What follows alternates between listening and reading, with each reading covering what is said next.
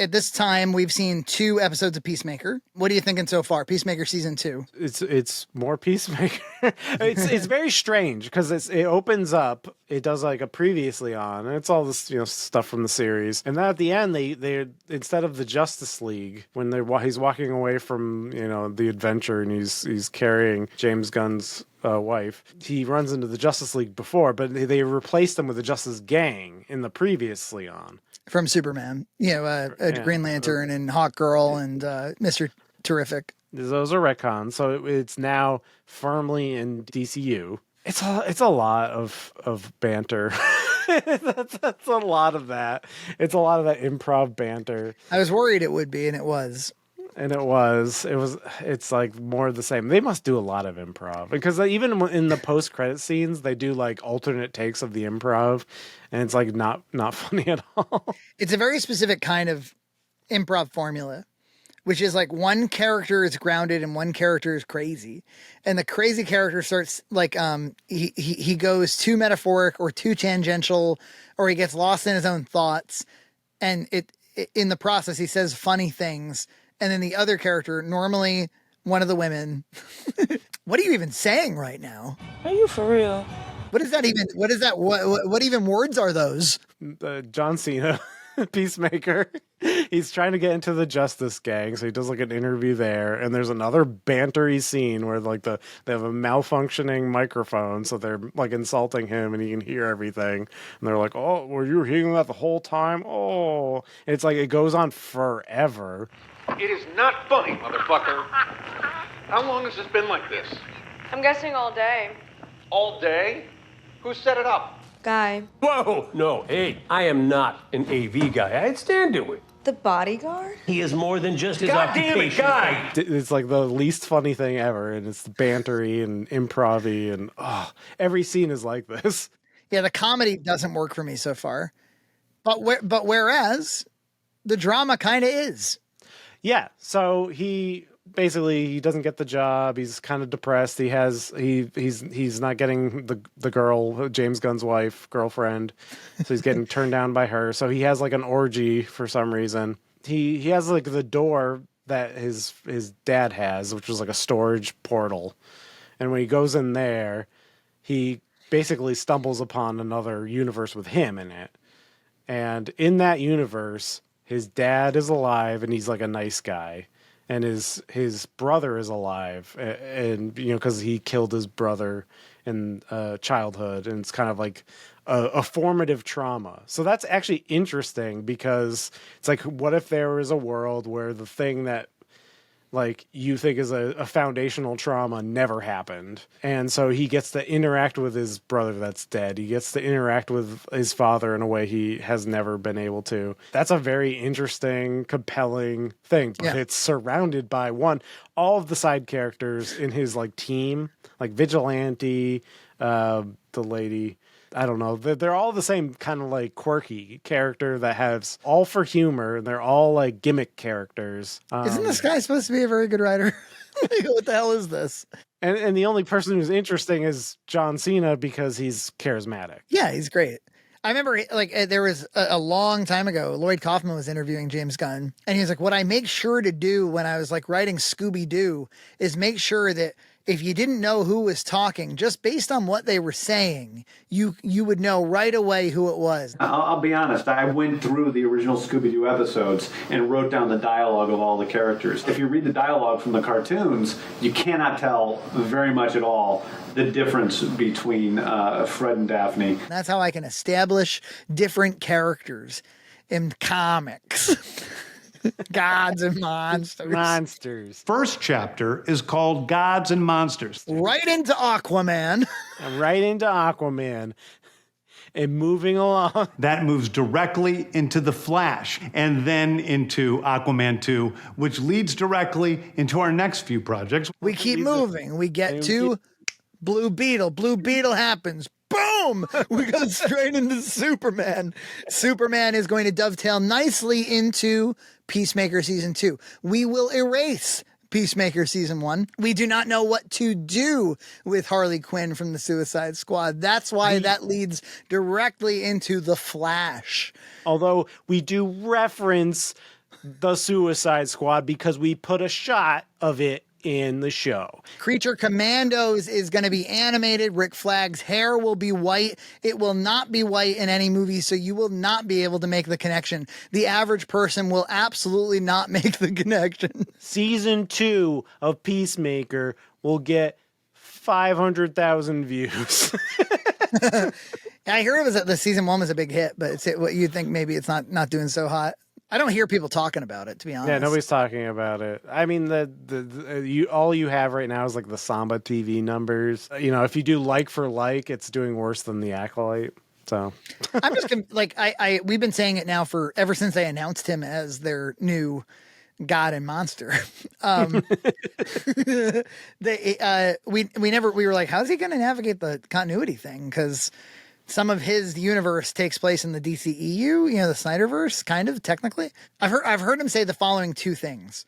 On the one hand, this is going to be a shared universe. We're going to have some Elseworld stories, but other than that, there's going to be a shared DCU, same cast.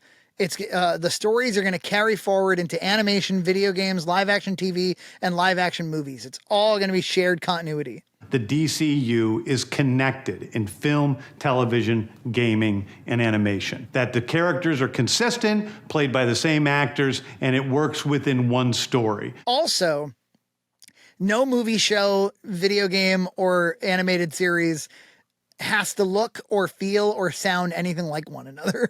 One of the things I want to do is to be able to allow artists to do their own thing. One of the things I loved reading comics growing up, especially DC Comics, is being able to read these comics that were remarkably different. Like the way one artist would look at Metropolis is totally different. You know, that's one of the things that we want to do is this isn't like, there's not a company style. It's not like every movie is going to be like Superman. So I'm like, that's strange. You know, what's the point of continuity if it's like, well, because in comics, you know, you could have incredible departures and all this sort of stuff. And I'm like, yeah, that's comics though, where, you know, you're picking them up, you're putting them down, you're coming in the middle.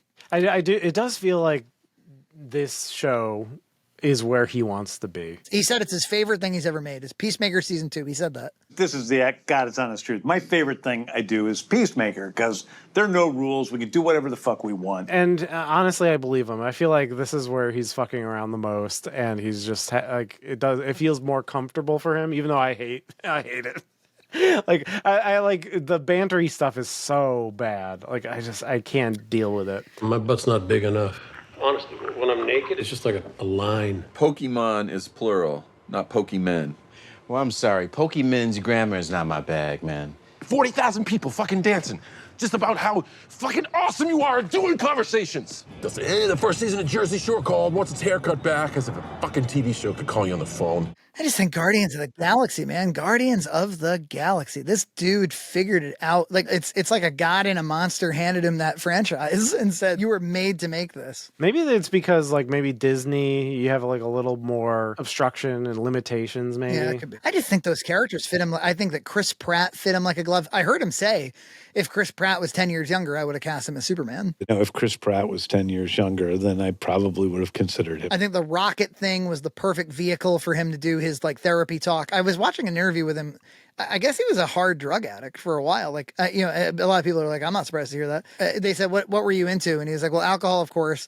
He said, weed, big time. But yeah, I did a lot of drugs. What was your favorite? Marijuana. But he was like, well, I had a really hard time. Like, I had to convince myself not to light up before 10 a.m. Like, I was just like constantly smoking weed. I could not stop smoking weed. I smoked weed all day long, every day. Yeah. And would try to fucking, you know, curtail it, and I couldn't do it. Yes. And then I did a lot of cocaine, you know. Okay, that's now we're here to and a lot of alcohol. And a sex problem, and I was fucking people too much. And after, you know, getting sober, then I was crazy with sex, you know. Yes, so it was like I'm an addict, you know. Yeah. Then I had to deal with my anger issues because I'd get so fucking angry and get in fights. Eventually led him to realizing like that he was seeking validation and love. And it wasn't until like Guardians of the Galaxy when he received like huge accolades from Brazil and, you know, across the world that he finally felt like whole a little bit, or as he put it, back to zero. Literally 8,000 people in the crowd chanting, Jameis Gunn, Jameis Gunn, and crying like girls at a Beatles concert. Yeah. And for the first time in my life, I said, oh, I'm at zero. I'm okay for the first time in my life. I'm listening to this. I'm like, sounds like you've really been through it. I feel for you. I hope that you find God and stuff and monsters. And, you know, I hope you get there. But I'm also like, why are you like one of the world's like leading voices on like philosophy? When you become like a major director and storyteller, you become kind of like the world's therapist a little bit. And I'm like, you're too much of like a freak drug addict for me to to want like all of my art to be touched by you. Anyway, I like the guy. I do. Did he have a bad relationship with his father? Because like all the fathers in these things are. I mean, I know when he lost his dad, he was extremely distraught by it. Guardians of the Galaxy, there's a bad father. Superman, Jor-El, the biological father is like a conqueror or something with harems. It's always harems with him. And was having a lot of sex, just like Superman was having a ton of sex at that time. David Cornsweet he's an excellent Superman. I think he gets the character more than James I think so Gunn too. is. I was watching this documentary called "The Adventures of Making Superman." I think it was called. It was the one that came out on digital with the movie with the 2025 Superman, and it's great. It's not one of the best making ofs I've ever seen or anything like that, but it pulls the curtain back a little bit more. You know how those Disney ones are just pure propaganda? They're just like yes. It's better than that. But I would say like it's not quite as good as, I don't know, the Lord of the Rings behind the scenes. I think is kind of a gold standard. The Phantom Menace, which reveals. Yeah, that's great. Look, the best ones are the Troma ones, but nobody's going to watch those. But Lloyd Kaufman just being completely unhinged on sets and stuff. Get the sound guy here and watch this. Where's the sound man? Get him here and watch it. Get all the other people around. But there's kind of this one moment from it that I think has gone a little bit viral. When Cornsweet does his speech as Superman at the end, where he's like, you know, Lex, it hurts my feelings when you call me not human. I'm human. That's what makes me special. And that's my real power. You know, that monologue. And you could tell when you watch the movie, you were like, oh, that's kind of, you could tell that the screenwriter wanted that to be the moment of the movie. This speech, if it works, the movie works. If this speech doesn't work, we're going to have a problem with our ending of our film. Maybe a little too much.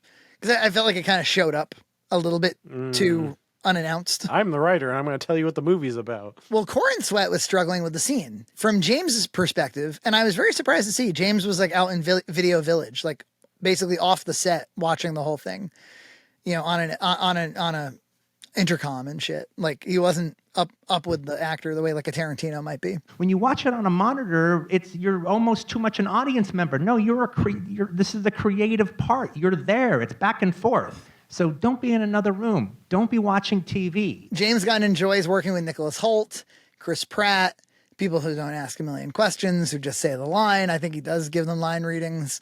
Cornsweet asks questions. I love David. One of my favorite actors I've ever worked with. He is wonderful. He's also questions everything. He was really hung up on, I guess James' direction was something like, just yell this at Lex. Yell this monologue. And he was like, I don't get it. So I said, okay, David, do one just louder, just more intense. And so David says, okay. And he comes in and he does it. I'm like, that's even better. If I yell it at him, then I'm kind of insisting to him something that I already kind of know to be true in my heart. If I know something to be true in my heart, I'm not going to like shout it at somebody. Like, God damn it, I'm human.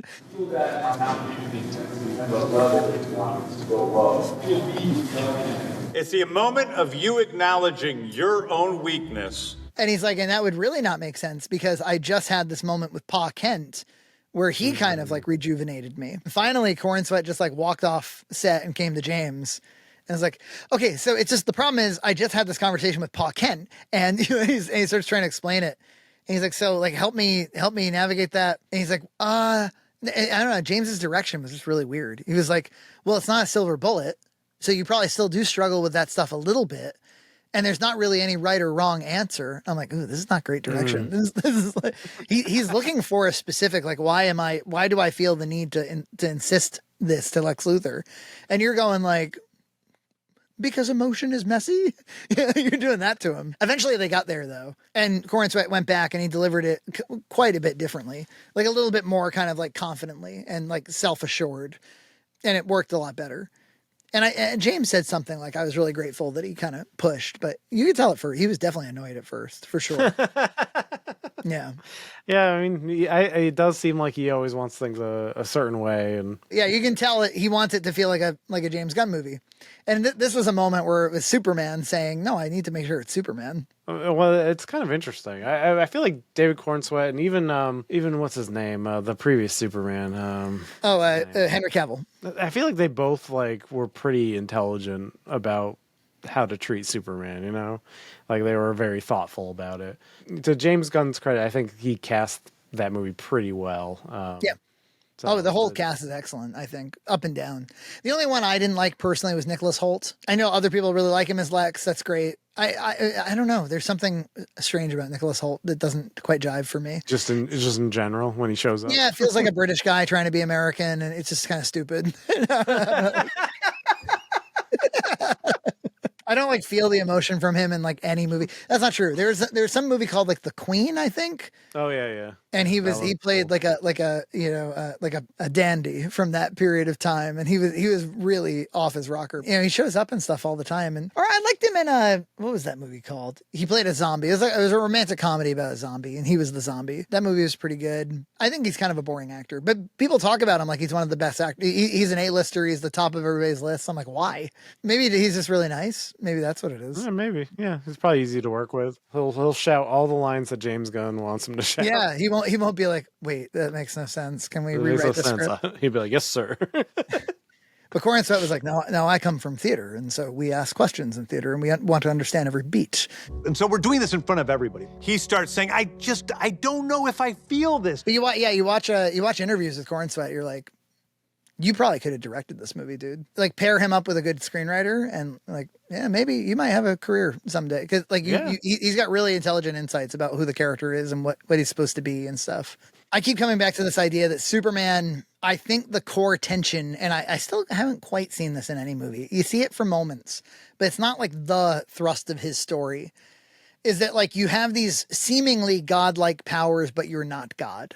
You're not omnipresent. You can't heal people, right? You can stop physical threats. You can stop a lot of physical threats. You can influence wars. You can maybe influence people by modeling good behavior. But you can't get somebody a job. You can't make two people get married who ought to get married. You can't you can't change the world quite so easily just because you have these powers. Because people will say, well, Superman's just too fucking powerful. And so you can't tell any story about him. Well, immediately I was like, well, the problem is you can't relate to anybody and nobody can relate to you. And sure, people are happy to see you and they're like, oh my God, it's fucking Superman. But you don't have heroes unless you have struggles, unless you have crises, unless you have calamities and tragedy. I'm like, I think it's because he's still limited, because he can't wave a magic wand and heal the world. He'll always be in tension because he'll always feel like, well, with all this power, I ought to be able to make huge differences. And he'll probably always feel like he's falling short of that. Yeah, you see glimpses of that even in the James Gunn one. It's like where you have that geopolitical thing. And he's like, oh, I'm trying to save people. And they're like, oh, you're making things worse by intervening. Well, like, I'm no superhero, but like I have felt that way in my life before where I'm like, all right, I'm positioned in my career in such a way that I can help this person. I can help that person. Well, I can't help all of them. In other words, you start to feel like, okay, well, I actually do have to kind of like let some people down. You know, I have an above average amount of capacity and interest and passion. I feel like I can offer the world a lot, but I can't offer it everything. And so like, I feel like I can relate to the character in that way. That's not something Batman has. Batman's tireless and sick in the fucking head. Sick in the head. He's on a quest for vengeance, really. And they're going to be, doing a sequel. They announced the sequel, Man of Tomorrow. The joke is, hey, it's the Man of Tomorrow. He's not coming out tomorrow. But pretty funny, guys. Coming out in 2027. I'm like, that budget better be low. Because, or at least appropriately low. Yeah, if you used to spend 200 million, maybe consider 90. It won't make a difference at the box office. It's going to make 300 to 500 million. It's not going to make $1 billion. I think those days are over. Mostly because one, China's making their own movies and they're not buying our stuff anymore, and two, It's just that's just the climate. The people are buying less tickets. I think people actually were doing the math like per ticket, and it's like what Superman like sold like a third or fourth of what Man of Steel sold. So it's like it's hard to get the exact numbers because you have to do average ticket sales, and it's like, oh, what's the ticket sales in Europe? We don't know, but we sell a lot less tickets, admissions than we used to. So a lot less people are going to the movies. It's something people only do a little bit. So I think the budgets should reflect that. And you could I think you could make an appropriate. You don't have to have Superman like fly through the black CG cum in a pocket universe. Exactly. That's all very expensive and unnecessary. If you had to guess, would you say they're going to make a basic bitch Superman sequel, or do you think that this is their opportunity to kind of like? It seems to me like he wants to get deeper into the DCU. I mean, in the first Superman movie, he's introducing Mr. Terrific and a strange Green Lantern. He'll start to build, right? I think it's all gonna build and connect and be James Gunn-y and yeah. Yeah, very James Gunn-y. Look, the first Superman movie was a good enough start for me, but this Peacemaker stuff ain't doing it for me. And it's just like the quick retcon is really weird to me. He's gonna go into this other universe. I feel like they could have streamlined this where it could have started in the DCU, and then maybe he goes into that pocket universe and it's the DCU. Yeah, that would have been simple. It would have just been simple, and he kills that Peacemaker anyway, so you could just replace it. I would say just get rid. Like, where does Peacemaker fit into your fucking grand video game? He likes it. He likes this goofy, weird. This is my favorite thing of all time is Peacemaker, right? Everybody knows it. I love it the best. I don't know. It feels like bad marketing to be like, "Hey kids, did you like Superman?" Here's the R-rated penis orgy. I mean, yeah, look, you get who you hired, I suppose. You didn't hire Kevin Feige. I don't think Feige would be doing the orgies. I do love that James Gunn got the only F-bomb in MCU with open the fucking door in Guardians 3. Okay. Now what? Open the fucking door. Guardians 3, it's so good. It's so James Gunn, and yet it's so good. That's what I find so interesting about it is here we are rolling our eyes and sort of tired of the James Gunn-isms, but everything has its place in this world. No, I like his work. I have liked his work. It just is a little too much. And he prioritizes weird stuff like Creature Commandos and Peacemaker. Yeah. And it's like, I'll tell you what, I'd buy the vinyl to Creature Commandos. The music was pretty sweet. It had a lot of that like kind of like grunge sea chanties and stuff. That was great. He always has a good soundtrack, you know. Although I would say the opener of Peacemaker season 1 was a better opener than. Do you really want to taste this? What's the new song? I can't remember. Oh, he showed off his wife's arms all right when she was punching everybody out and stuff. Girl boss. She does typo. She was diagnosed with toxic masculinity. I've come to the conclusion you suffer from a particularly severe form of toxic masculinity. What? Remember when Creature Commando opened, like right away, like the opening words were like, I don't know. It was like MAGA guys or something. Like in the opening moments. It was like, what? Oh, yeah. I have this question for all the woke feminists out there. Why do only girls get such cool waterfalls? Remember that Creature Commando? Nobody will ever watch Creature Commando ever again. I didn't hate it when I watched it. I really didn't. That's right. Clayface is going to be the next big thing, right? That's going to be a horror movie or something. If we had gotten this script as a horror movie, not being a part of the DCU at all, it's like this amazing body horror film that we would jump at the chance of making. And he was set up in Creature Commando. So fucking weird. This whole universe is weird. Well, that's the thing too, is he's like, it's going to be grand. It's going to be connected, man. And also directors will be able to do it whatever they want. But also the first 7 projects will just be extremely James Gunn-y. I'm like, when does this thing start? It's just so strange to be like Creature Commandos, Superman, Peacemaker, Clayface. It doesn't seem like the things you should be focusing on. Yeah, it definitely feels like a DC bukkake. Maxwell Lord. You're putting yourself and everyone else in grave danger. Give me the stone. Well, now Maxwell Lord is played by Sean Gunn. Yeah, no, that's why I said it, because I was just thinking of him Sean Gunn playing like every single role because he's G.I. Robot, Weasel, and Maxwell Lord. Max Lord. So Peacemaker season 1 and 2, Superman, Creature Commandos, The Suicide Squad. Those are all of James Gunn's DC projects so far.